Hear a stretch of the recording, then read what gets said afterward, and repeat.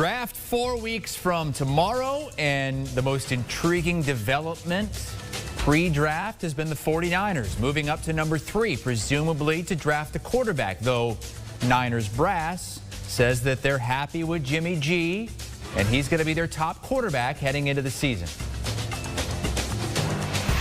The opportunity to trade up and possibly get a guy that can be a big part of our future and keep Jimmy, who we're very high on, and is I think some positive things are happening this offseason for. That's kind of the plan we arrived at, and we're very excited. It was, a stated goal that we needed to come out with the quarterback position being stronger this year, and I think we've put ourselves in a opportunity to make that happen with this move.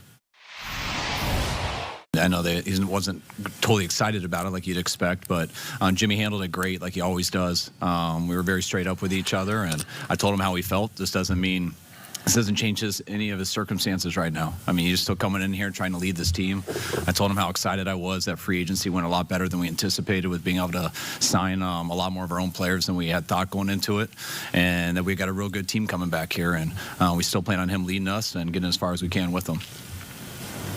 And this is what the 49ers had to give up in order to get that number 3 pick. The Dolphins are able to get a number 6, a 156, and a third-round pick in 2022. Also, a couple of first-round picks in next year's draft and the year after. The Eagles get that 12th pick that the Niners have, and pick number 123, and a first-round pick. Basically, what the 49ers did is they gave up 3 first-round picks for the number 3 pick.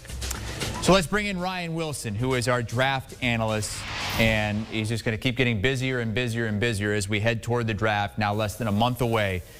When you read between the lines as to what the 49ers did and what they're saying right now, does it not sound like they're saying, okay, yeah, we're going to draft a quarterback here, but Jimmy G's still our guy this season, at least to start the season? I mean, those are the words that came out of their mouths, Chris. But you just have to wonder. You just went through the list there, the graphic of all the draft picks they had to give up to get up to number 3. This isn't even like last year when the Packers traded up to the bottom of the first round to get Jordan Love, who is a developmental quarterback, and everyone knew that Aaron Rodgers was going to be the guy. This certainly feels like if you're taking a guy at 3, and we've seen this happen for the last 5, 6, 7, 8 years, any quarterback that goes in the top 10 is almost guaranteed to play in year 1, usually sooner rather than later. So Jimmy G might be the guy, quote-unquote, right now, but that doesn't mean teams won't inquire about trading for him, and that doesn't mean that he won't be on the roster in August should they actually pull the trigger on a trade by that point. I think we'll see what happens next month when they actually draft their quarterback, whoever it ends up being. But it certainly feels like to me you don't give up all this draft capital, both now and in the future, to draft a guy to sit behind Jimmy Garoppolo, who has an injury history and who sometimes doesn't play the level that you would imagine Kyle Shanahan wants. So, yeah, I get it. He's the quarterback, quote-unquote, right now. But if CBS Sports brings in 4 draft analysts that all make 4 times as much as I do, and they say, don't worry, you're fine, I'm going to start worrying a little bit. So I imagine Jimmy G feels the same way. We're still with you, Ryan. You're still our guy, no matter what, right? What would Jimmy G, in your opinion, be worth on the open market, on the trade market, I should say? Yeah, you've heard some rumblings of a first-round pick. I don't think that's happening. I feel like mid to late second-rounder, best case, and that just depends on how desperate a team is. And there may be some more desperation after the draft if teams don't get the quarterback they had their eyes on in the draft, whether it's the top 5 quarterbacks we've been talking about for months now, or even quarterbacks that go in rounds 2 or 3. So I think late round 2, early round 3, depending on the demand, depending also on the market of other free agent quarterbacks that could be available. Guys like Sam Darnold, for example, who's in a similar situation to Jimmy G, but he's with the New York Jets. They have the number 2 overall pick. The expectation there is also they will take a quarterback. So those 2 veteran quarterbacks, one a former second-round pick in Jimmy G, and of course the first-rounder in Sam Darnold, could also be elsewhere. And I feel like the trade value for both guys is going to be in the late second, early third-round range, depending on demand. Okay, we'll circle back to the draft and what you think the 49ers might be doing at number 3, and then in day 2 and in day 3 to help them out. But how about free agency? When you look at what they've done, they re-signed Trent Williams, they re-signed Kyle Juszczyk. Were those 2 moves bigger than any new person they brought in? Yeah, huge. Trent Williams is a game changer, and there's a reason he's being paid as much money as he's being paid to anchor that left side. The Alex Mack signing, Alex Mack has a history with working with Kyle Shanahan and having a lot of success in previous stops. That's a huge deal as well to solidify the middle of the defense. Juszczyk is such an interesting chess piece. He's not just a fullback. He can make plays coming out of the backfield as well. They got some help in the secondary with Jason Verrett. So they made, I think Shanahan's right, they made a lot of moves, especially more than you might think, given the limitations of the salary cap. So those are all moves in the right direction. And, of course, we talked about all the capital they had to give up to move up to number 3. But I think they're going to have an offensive line in place, because we talk about this all the time, Chris. When you draft a player or you bring in a player as a quarterback, it has to be, quote-unquote, the right system. You can't just stick them on a terrible 2020 Jets team and expect immediate success. So I think that's what Kyle Shanahan's building for whomever is going to be under center come September 2021. And it starts with the offensive line, and Trent Williams and Alex Mack are huge parts of that. And Juszczyk, as not only a blocker but also as a receiver, is also a huge part of that offense. Biggest part of the offseason is going to be the draft because of how much they gave up. I mean, they're really going to be graded, that brass there in San Francisco, John Lynch, Kyle Shanahan, on what they do really with that number 3 pick. But what are the holes that they need to fill in the draft, which is now just 4 weeks away? I think it starts at cornerback. Richard Sherman's now, he remains a free agent. They only have 3 or 4 cornerbacks on the roster with any sort of experience. So that's the starting point. You could also look at safety. They have Jimmy Ward, who's still there, but there's not a lot of depth behind him. A lot of young players that don't have a lot of experience. So if you're going to play in that division, a division with Russ Wilson, Kyler Murray, and now Matthew Stafford, your defense, especially your secondary, needs to be on point. Also, the defensive tackle position's up in the air. Ronald Blair, they moved on from. Solomon Thomas, they moved on from. We saw that they signed Alex Mack, but they could use some help in the interior line as well. So they're not in terrible shape. And again, they have a lot of the pieces in place. They just need to add some depth at particular positions. And of course, we'll find out what they do with that number 3 overall pick, because if you miss on that, nothing else matters. But if you get that right, then you're set for the next 10, 12, 13 years. Well, Trevor Lawrence isn't going to be there at number 3. Who are the options that you believe will be there for the 49ers? Yeah, Trevor Lawrence won't be there for sure. He'll be gone to the Jacksonville Jaguars. And it looks like Zach Wilson will probably almost certainly be gone number 2 to the Jets. So what does that leave us? I've been on the Mac Jones train for weeks. Pete Prisco makes fun of me every time we talk about it. I think he makes the most sense in terms of being NFL ready to play. I've said this for a while, that after Trevor Lawrence, Mac Jones is the most ready to step into a starting job. And again, it's a good situation in San Francisco. Not only do they have pieces in place, but they also have Kyle Shanahan dialing up the plays. Now, if they want to go with a more athletic quarterback than Mac Jones, certainly Justin Fields or Trey Lance makes sense. But there's some pitfalls to taking those 2 players in that they don't have a ton of experience. I think Justin Fields has a chance to be really good, but he's a year away, it feels like. And I just said, when these guys are drafted top 10, they're expected to play right away, even if that's not in their best interest long term. The same with Trey Lance, who's played 17 games as a starter, but at North Dakota State, an FCS program, played just 1 time in 2020. There are even more questions about him, but athletically, he is off the charts as a runner. He is probably the strongest arm in this draft class. He's a really good player, but we just don't know a lot about him. So I think if you're trading up and giving up all that draft capital, to me it feels like Mac Jones. It doesn't feel like that. If you're sitting at 12, I feel like you have a chance to move up closer to draft day if you want someone like Justin Fields or Trey Lance. Move up 3 or 4 or 5 spots. Move up 3 to Mac Fields gets people very angry, which is sort of interesting when you're talking about an NFL draft. But that's where we're at. But if it works out, it's a home run. If it doesn't work out, then Kyle Shanahan and John Lynch won't be long for San Francisco. Do you think that when they traded up, they already knew who they were going after at number 3, or that they are legitimately considering multiple quarterbacks at this point? You would imagine, Chris, that they knew exactly what they wanted, because you wouldn't trade all the way up. If you like all 3 of those quarterbacks who remain after Zach Wilson and Trevor Lawrence, you could trade up to 5 and still get one of those guys and save yourself maybe a first-round pick or a second-round pick.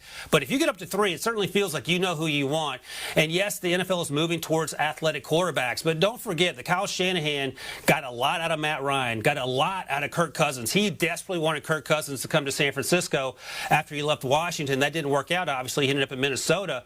But that's the type of player that Mac Jones is. I think he's actually going to be better than Kirk Cousins And Kirk Cousins, by the way, is second all-time in completion percentage after Drew Brees. So that should give you some indication that, yeah, it's fun to make fun of Kirk Cousins for not being a playoff quarterback, but he does a lot of things really well, and he does it well in the confines of what Kyle Shanahan wants. And like I said, I think Mac Jones is an upgrade over that immediately coming up. That's such a high floor. And if you trade up to number 3, I can't imagine you're trading up to number 3 and saying, oh, I'll pick from 3 guys since we're here. Let's see what we got. I think they know who they want. And for me personally, I think it feels like Mac Jones. Okay. Hey, Mac Jones you love, Kirk Cousins you love. I can tell why you have so many difficulties with Pete Prisco when you guys are on together. All right, how about days 2 and 3? We know everything is going to be judged by what they do with that first pick, that number 3 pick. Going to be a quarterback. But what can they do in days 2 and 3 to help themselves? So the good news is, unlike the Seahawks that we talked about last segment, the 49ers have a ton of draft picks. So in the second round, they can circle back and get a cornerback that I like a lot and fits what they do in San Francisco in terms of these big, tall, physical cornerbacks is Ife Melifonwu out of Syracuse. His brother, Obi, was drafted originally as a second-round pick as a safety. He's on the roster, and he's one more year to this deal. But Melifonwu is a fun player in that he is physical at the line of scrimmage. He runs really well, and he is a physical freak in terms of the way he plays at the catch point. His teammate, Andre Cisco, makes sense as a third rounder. He's coming off an ACL injury that he suffered during the season.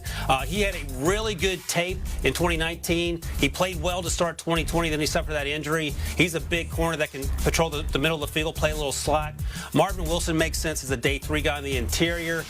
Didn't have a great 2020, for being honest. He was hurt for part of the season. Didn't flash as much as some people had hoped, myself included. But I think he's healthy now. He's moving well in terms of the workouts, and I think that he has a chance to be a day 3 steal if he can continue to play like we saw in 2019. In terms of bolstering the offensive line, Ben Cleveland out of Georgia makes some sense there. He's a day 3 guy. Went to the Senior Bowl, played really well, and he gives you some depth on the interior of that offensive line as you build around that quarterback. And finally, I'll mention as a late-round flyer on a wide receiver, Simi Fehoko out of Stanford. Ran a 4.42, is 6'3", is huge. He's new. He's raw. That's the best way to put it. He struggles sometimes catching the ball, but he's a guy that can grow into this role. You don't need him to play right away. You have Brandon Ayuk. You have playmakers there that can do things for you on the outside. But he's a deep threat. You throw him out there, run a bunch of go routes, stretch the defense, allow your other playmakers to make plays. And I think that he's a late-round flyer that could make some sense as they try to add depth to the wide receiver position. They're just one season removed from a Super Bowl, but with so much uncertainty surrounding the quarterback situation and the fact that they might be starting a rookie quarterback at some point, what are realistic expectations for the Niners this season? Well, the good news is they can't go 8-8 because they're playing 17 games. So does 9-8 seem reasonable? I mean, that's the question. It's going to be such an incredibly tough division, Chris. And I think a lot of the favorites are with the Matthew Staffords and the Rams there. What are the Kyler Murray Cardinals going to look like on that defensive side of the ball? They lost Pat Pete. I think a big question with Russ Wilson, who we just talked about, in that defense in Seattle. But I think it's real. Like 10 wins feels realistic to me. Jimmy G or Mac Jones or the person behind door number 2 in terms of the rookie quarterback. I think they have the pieces in place. I think Kyle Shanahan makes up for a lot of mistakes in much of the same way we talked about Sean McVay doing that with Jared Goff. So I think 10 wins seems reasonable, especially when 10-7 is your record, and that feels like it has a chance to get you into the playoffs. You got 3 or 4 more mock drafts coming. Do you expect yourself to put anybody but Mac Jones there at number 3 to the Niners? I suspect you will not be asking anyone else this question, but I understand why you're asking me, Chris. And I've thought about this, oddly enough, and I do believe that Mac Jones is going to be, I can't say it with a straight face, locked in at number 3 for the next month. I do give you credit, Ryan, because you didn't take the bait. You didn't put somebody else at number 1 other than the guy who's going to be drafted number 1 the whole way through. So congratulations on that. Ryan Wilson, our draft analyst, joining us here on HQ. The 49ers have a lot of questions going into the season at the quarterback position. These are their odds. 14-1 to win the Super Bowl, 7-1 to win the NFC, plus 200 to win the NFC West. Those are certainly better odds than you would expect from a team that might be starting a rookie quarterback. Pick 6 podcast. Follow it today. The latest episode on the NFC South. Guys giving out their free agency grades. It's the Pick 6 podcast hosted by Will Brinson.